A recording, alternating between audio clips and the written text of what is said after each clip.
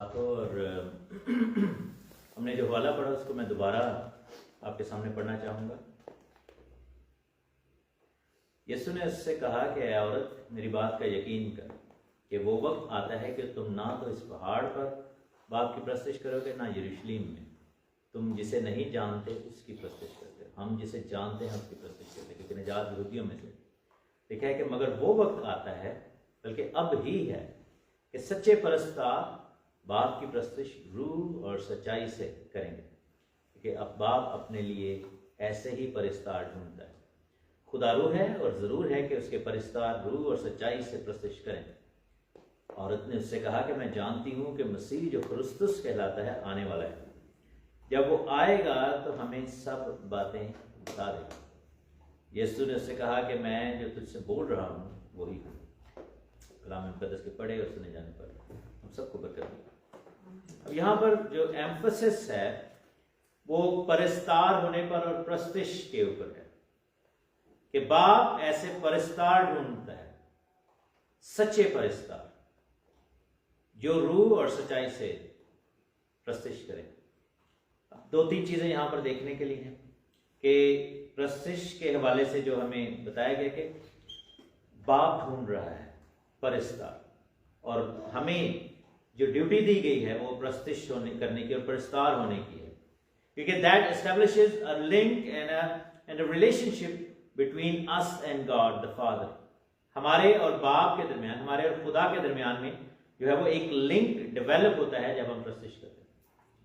लेकिन प्रस्तिश आम तौर पे नहीं करते। आप देखिए कि ये दो स्टोरीज बैक टू बैक यहाँ पर लिखी हुई हैं और दोनों में पानी का जिक्र है। जब वो औरत आती है और यीशु ने कहा कि मुझे पानी दो, तो वहां पर लिखा है कि उसने कहा कि तुम तो यहूदी लोग, हम सामरी हैं, एटसेट्रा एटसेट्रा। फिर यीशु ने उसे कहा कि अगर तू चाहती, अगर तुझे मांगती तो मैं तुझे जिंदगी का पानी देता। और फिर हम देखते हैं कि इसी वाक्य के फौरन बाद यीशु मसीह जो है वो यरूशलेम के अंदर जब एंटर होते हैं तो वहां पर एक हौज है बैत हस्दा का, उधर भी पानी का जिक्र है और वहां पर लोग जो हैं वो पानी के हिलने का इंतजार कर रहे हैं। और औरत जो है वो उस कुएं पर डिपेंडेंट है और वो शख्स जो है वो उस हौज पर डिपेंडेंट है जो पानी के हिलने का इंतजार करते हैं और शिफा पाना चाहते हैं। लेकिन दोनों सिचुएशंस में क्या होता है कि यीशु मसीह अपने बारे में बताते हैं कि मेरे पास वो जिंदगी का पानी है, मेरे पास शिफा है। उस शख्स को कहते हैं कि you don't need to depend on that water source, या ये जो दुनियावी चीजें हैं, दुनियावी जो बातें हैं, उन पर तुझे अब डिपेंड होने की जरूरत नहीं। मैं तुझे कहता हूं उठ और चल पे, तू अगर मुझसे कहती तो मैं तुझे जिंदगी का पानी दूं। जब ये दो बातें हुई तो यीशु मसीह ने जब अपने बारे में रिवील किया, that is the step 1 towards being a परिस्तार, ऐसे वर्शिपर होने के नजदीक, ऐसे वर्शिपर होने की टुवर्ड्स ये स्टेप है कि हम रूह और सच्चाई से उसकी प्रस्तिश करें। खुदा क्यों चाहता है कि हम उसकी प्रस्तिश करें? क्या खुदा प्रस्तिश का भूखा है? क्या वो तलबगार है? क्या प्रस्तिश करने वालों का मोहताज है? नहीं, ऐसा नहीं है। खुदा को प्रस्तिश की जरूरत नहीं है in order to stay god और टू स्टे डिक्लेयर्ड कि हाँ जी ये खुदा है। अगर कोई भी प्रस्तिश ना करे फिर भी खुदा तो खुदा है, अगर फर्ज करे। लेकिन ऑब्वियसली हमारा फर्ज है, हमारा बनाए जाने का मकसद ही यही है। यशायाह की किताब में मेरे साथ देखें, आइज़ाया 43 और उसकी 19वीं आयत, यशायाह 43वां बाब और उसकी 19वीं आयत। देखो मैं एक नया काम करूंगा, अब वो ज़हूर में आएगा, क्या तुम इससे नावाकिफ रहोगे? मैं बियाबान में एक राह और सहरा में नदियां जारी करूंगा। जंगली जानवर, गीदड़ और शुतुरमुर्ग मेरी ताजीम करेंगे, क्योंकि मैं बियाबान में पानी और सहरा में नदियां जारी करूंगा, ताकि मेरे लोगों के लिए, यानी मेरे बरगुज़ीदों के लिए पीने के लिए हो। अब यहाँ पर पहले पानी का जिक्र है, जैसे वो सामरी औरत को बोला गया कि पीने के लिए प्रोविजन जो है खुदा देगा, एक नया काम करेगा, एक नई चीज हमारी जिंदगी में करेगा और वो ज़हूर पजीर होगा। It's gonna start showing in our life और हम लोग नावाकिफ ना रहेंगे उस चीज से। और आगे लिखे है कि इवन जानवर भी, जानदार, हर चीज, जैसे ज़बूर 150 में लिखा है, हर शय साज हो लेंदी है, गावे हमदी हवाली। अब हो रहा है, ये सारी बातें हुई हैं और बरगुज़ीदों के लिए, यानी चुने हुओं के लिए, हम लोगों के लिए पीने का पानी यानी निजात की खुशखबरी और हमेशा की जिंदगी और कलाम मुकद्दस दे रहा है। लेकिन साथ में खुदा ने जो है मकसद क्या लिखा है, मैंने इन लोगों को अपने लिए बनाया। किसके लिए बनाया? अपने लिए बनाया, ताकि वो मेरी हमद करें, ताकि वो मेरी हमद करें। तो इंसान के बनाए जाने का मकसद क्या था? कि वो खुदा की हमद करे। जानवरों के बनाए जाने का, परिंदों के बनाए जाने का क्या मकसद है? कि वो खुदा की हमद करें। और यही चीज जो है वो ज़बूर 150 में बड़ी जबरदस्त वे में कहता है कि खुदा का मकदस जो है वो इसलिए बनाया गया कि उसकी हमद की जाए, उसकी कुदरत के फलक पर उसकी हमद की जाए, उसकी कुदरत के कामों के सबब से उसकी हमद की जाए, बड़ी अजमत के मुताबिक उसकी हमद की जाए, नरसिंगे की आवाज के साथ उसकी हमद की जाए, बरबत और सितार पर दफ बजाते नाचते हुए, हर चीज के लिए, हर मुतनफिस खुदावन की हमद करे, हर चीज जो है वो खुदावन की हमद करे। ये मकसद दिया गया था हमें कि खुदावन के लिए हम इसलिए बनाए गए हैं कि सारी दुनिया जो है वो खुदावन की हमद करे। लेकिन आप देखिए फरिश्तों को इसलिए बनाया गया, फरिश्ते भी प्रस्तिश करते हैं, लेकिन लिखा है कि रूह और सच्चाई से, सादी प्रस्तिश नहीं है। ऐसे नहीं कि जी हम बस कहेंगे जैसे जी चलो गीत लाते हैं पीछे जैसे अपना काम करे जा रहे हैं। होता है ना कि लोग कहते हैं पीछे सॉन्ग लगे हुए हैं, जस्ट नो, प्रस्तिश जो है वो इन्वॉल्वमेंट है।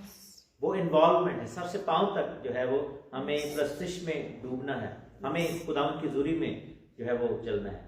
तो कैसे रूह और सच्चाई से कैसे प्रस्तिश? चले रूह की तो समझ आती है कि we are holy spirit baptized, और जब पाकरू मिलता है हमें प्रस्तिश में रोना आता है, हमें मस्सा फील होता है, हमें जो है वो फील होता है कि खुदा की हुजूरी है यहाँ पर। सच्चाई में कैसे प्रस्तिश की जाए? How do we do that? कैसे प्रस्तिश की जाए? क्योंकि कलाम में लिखा है, मेरे साथ देखें यूहन्ना की इंजील और उसकी पहले बाब की 17वीं आयत, रूह और सच्चाई की बात हो रही है। लिखा है कि शरीयत तो मूसा की मार्फत दी गई, मगर फजल और सच्चाई यीशु मसीह की मार्फत। किसकी? कौन कौन सी चीजें? फजल और सच्चाई। और लिखा है कि राह, हक और जिंदगी मैं हूं। I am the way, the life and the truth. मैं ट्रूथ हूं, सच्चाई, और तुम सच्चाई को जानोगे और सच्चाई तुम्हें आजाद करेगी। सो रूह और सच्चाई से क्या मतलब है? कि हम पाक रूह के साथ मिलकर और यीशु मसीह को अपनी जिंदगी में लेकर, हालेलुया, आमीन, उसकी निजात को, उसके बड़े काम को, उसके फजल को अपनी जिंदगी में लेकर हम जो है वो प्रस्तिश करें। एज बॉर्न अगेन हम उसकी प्रस्तिश करें। सच्चाई क्या है?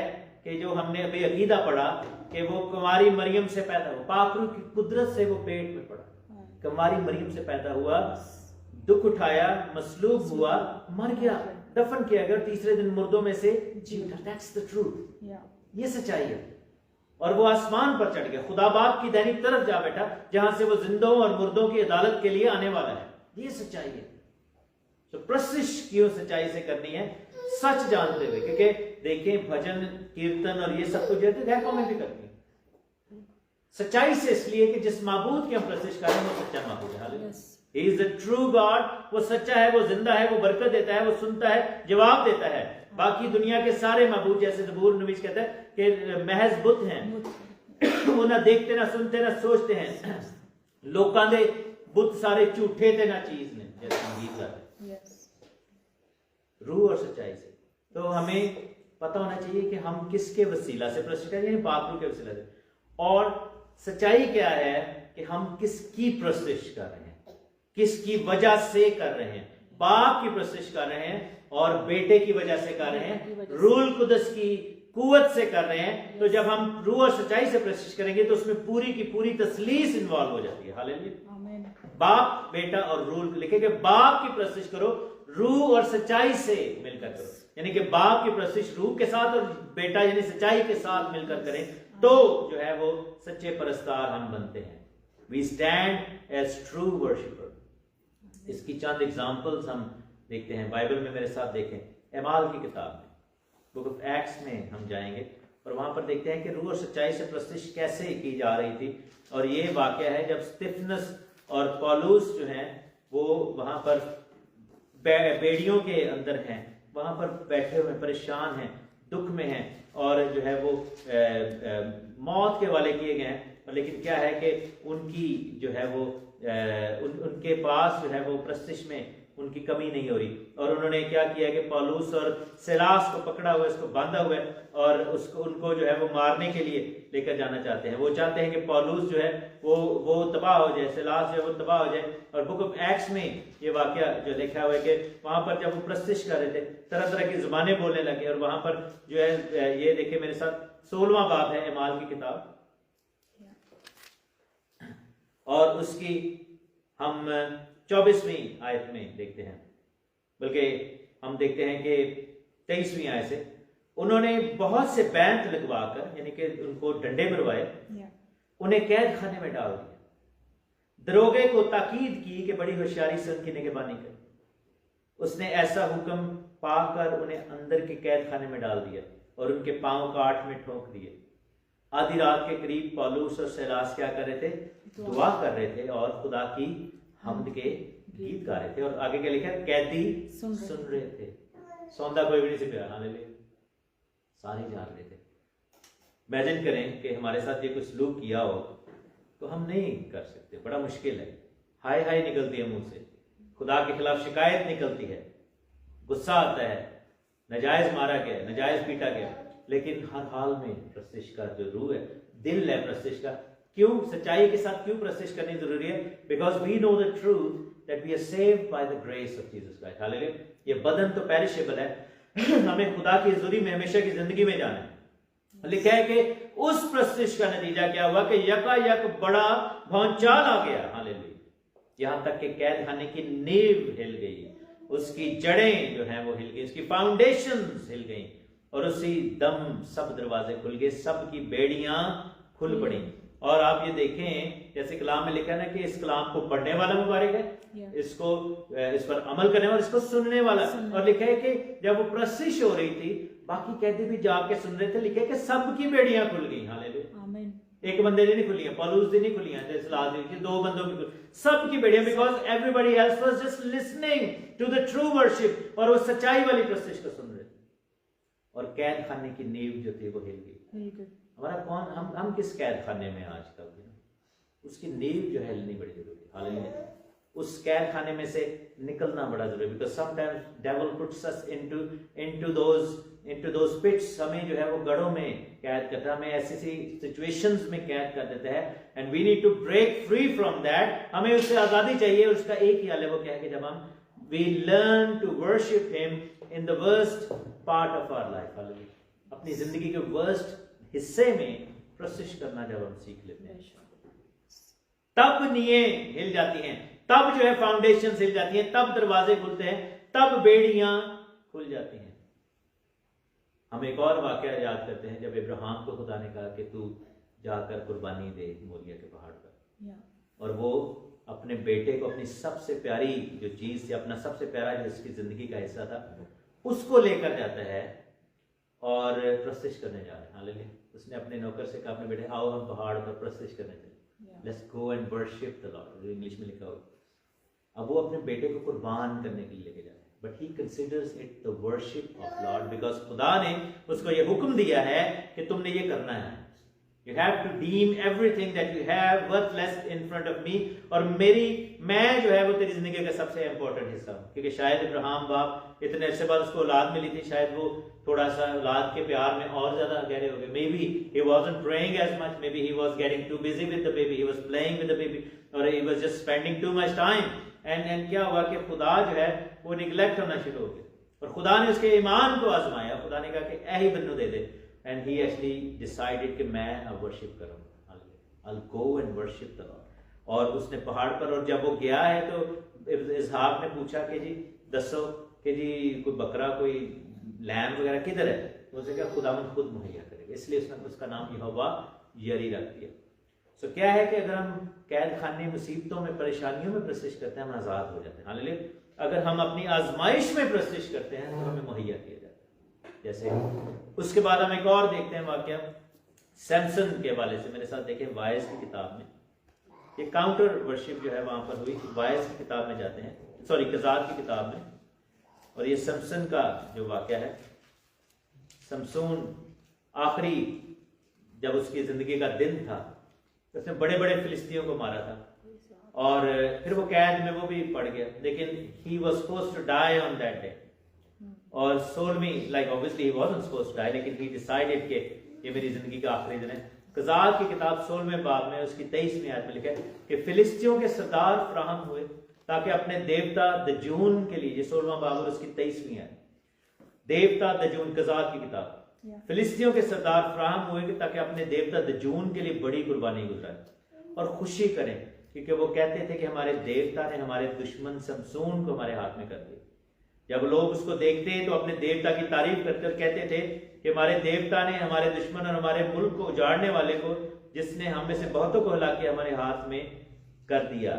और ऐसा हुआ कि जब उनके दिल नहायत शाद हो गए तो वो कहने लगे कि समसून को बुलाओगे ताकि हमारे लिए कोई खेल करे। तो उन्होंने समसून को कैद खाने से बुलाया, उनके लिए खेल करने लगा और उन्होंने उसको 2 सतूनों के बीच में खड़ा कर दिया। अब यहाँ पर क्या हो रहा है कि there is a different kind of worship going on, devilish worship, और वो मौकरी कर रहे हैं। वो समसून की उस हालत में जिसमें वो अंधा है उसको वो जलील कर रहे हैं, उसको वो बुरा भला कह रहे हैं, और उसके सामने वो अपने लिखे अपने देवताओं की तारीफ कर रहे थे। लेकिन हम हो सकता है इस तरह की सिचुएशन में लाइफ में से गुजर रहे हैं लेकिन समसून ने से कहा कि मुझे उन सतूनों के बीच में खड़ा करो जिस पर ये घर कायम है, जिस पर ये घर कायम है। और बाइबल में लिखा है कि आखिरी दम में उसने क्या किया, उसने खुदावंद से मिन्नत की, उसने प्रस्तिश की, उसने कहा कि खुदावंद मुझे एक दफा और जोर दे दे कि मैं अपनी आंखों का बदला ले सकूं, मैं जो है वो दुश्मन को डिफीट कर सकूं। और बाइबल में लिखा है कि उसने हाथ जमा दिए उन 2 सतूनों पर जिन पर वो घर खड़ा था, and then he destroyed. Hallelujah. प्रस्तिश ये करती है। तो क्या है कि काउंटर ऑफेंसिव हो सकता है अब्राहम वाली सिचुएशन हो कि जब हम प्रस्तिश जो है हमसे कुर्बानी जा रही है, या समसून वाली सिचुएशन हो कि जान देने तक वो वफादार रहा और अपनी जिंदगी के आखिरी घड़ी में भी वो खुदावंद की प्रस्तिश कर रहा था और उसने जाते जाते इब्लीस के कारिंदों को वहां से गारद किया।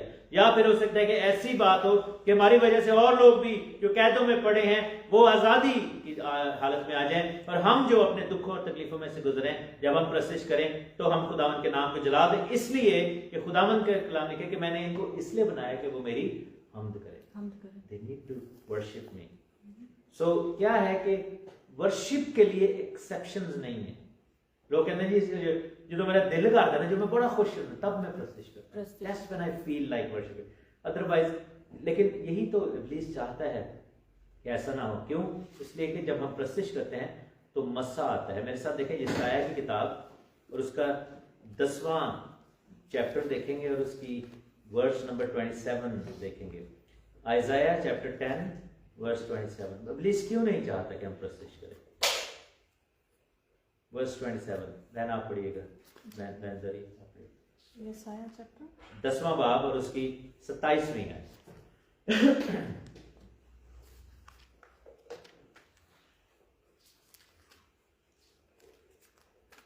आइज़ाया चैप्टर 10 वर्स 27।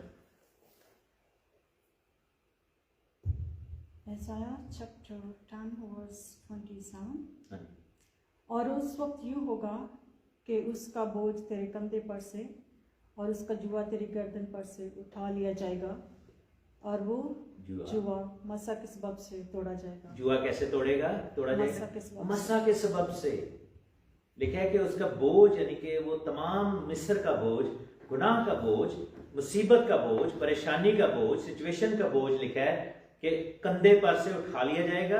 जुआ जो है वो गर्दन से उठा लिया जाएगा, जिस सिचुएशन में भी है लिखा है, और जुआ मसा के सबब से तोड़ा जाएगा। तो क्या है कि प्रस्तिश एक ऐसा स्ट्रॉन्ग वेपन है कि as soon as we go into worship ये जुआ टूट जाता है। हालेलुया। आपको याद है वाकया कि जब साउल बादशाह पर डीमन आती थी और दाऊद बादशाह लिखा है कि बरबत बजाता था, वर्शिप करता था, वो डीमन भाग जाते, वो आगे से निकल जाते थे, गायब हो जाते। क्यों? इसलिए कि जहां पर प्रस्तिश की जाती है वहां पर इब्लीस नहीं टिक सकता। और आपको पता है इब्लीस का क्या रोल था जब वो he was not devil, he was an angel। वो कौन सा फरिश्ता था? प्रस्तिश का फरिश्ता। लूसीफर जो था he was a worshiping angel। उसके जिम्मे क्या था कि प्रस्तिश खुद कलेक्ट करनी है और खुदावंद की जुल्म मिटानी है। तो he was a collector of worship। और हम ये देखते हैं कि उसके अंदर गुरूर समा गया। उन्होंने कहा कि सारा तो मैं ही ले रहे, तो मैं क्यों ना रखूं। He wanted to become like God. और अज़ाया में ये लिखे कि उसने कहा कि मैं अपना तख्त खुदावन के तख्त से ऊपर ले जाऊंगा, मैं खुदावन से ऊपर चला जाऊंगा। लेकिन ऐसा नहीं है। क्या है कि वर्शिप जो है वो इब्लीस की छेड़ है, इब्लीस के लिए ये है भागने की। क्योंकि बाइबल में लिखा है कि अंधेरा था और अंधेरा जब था तो वहां पे लिखा है कि खुदा की रूह ने जुम्बश करना शुरू किया और खुदा ने कहा कि रोशनी हो जा, और फिर रोशनी होगी। हालेलुया। अंधेरा नहीं रहा। तो वर्शिप जब हम करते हैं तो रोशनी होती है, पाकरू आता है, खुदा की रूह का मसा आता है। और लिखा है कि जुआ जो है वो मसा के सबब से तोड़ा जाएगा। और दुख और तकलीफ और मुसीबत और परेशानी और गम की हालत में सबसे ज्यादा मुश्किल है प्रस्तिश, because generally worshipping is a joyful thing.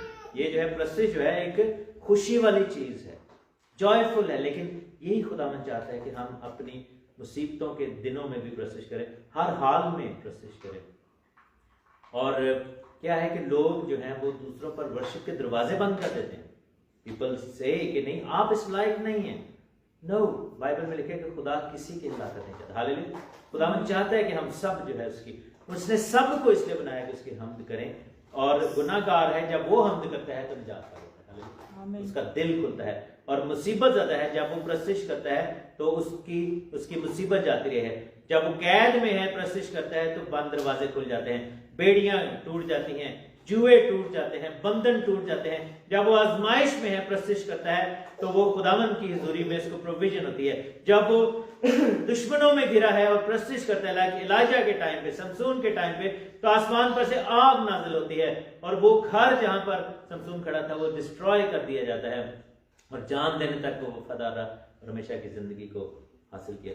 सो हमें क्या आज का सबक है कि what we must learn to do is to make sure कि हम प्रस्तिश जरूर करें। We must worship God at every part of our life, every situation.